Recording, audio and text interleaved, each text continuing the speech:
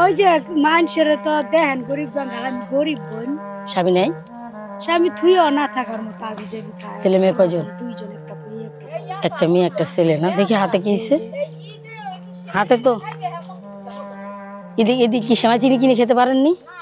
আমি তো এখানে সেমাই চিনি দিয়ে গেছি, আপনি দেখেন নাই?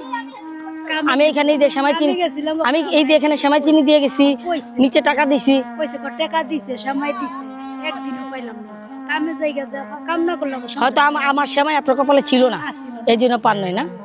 দেখেন ভাই, আমাদের এলাকার মানুষগুলি কত গরিব, আপনাদের কি বলবো যে ওদের এত সমস্যা বা এত আমি একলা পারতেছি না। তো আপনারা যদি আমাদের ভিডিওগুলি বেশি বেশি শেয়ার করেন, এদের মতো মানুষকে আমি চালিয়ে রাখতে পারবো। কারণ আমার বাপদাদার সম্পদ নেই যে আমি বিক্রি করে ওদের পাশে দাঁড়াবো।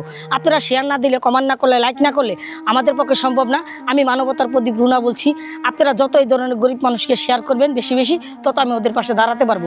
কারণ আমি কোটিপতি না যে আমার বাপদাদার সম্পদ বেচে আমি ওদের পাশে দাঁড়াবো। আমি দীর্ঘ 3 বছর আমার চেষ্টায়, আমার পরিশ্রমের পয়সা দিয়ে আমি ওদের পাশে দাঁড়ানোর চেষ্টা করতেছি। তো আশা করি আপনারা আমাদের ভিডিওগুলি বেশি বেশি শেয়ার দিবেন, লাইক দিবেন, কমেন্ট করবেন, যাতে আমি ওদের জন্য কিছু করতে পারি।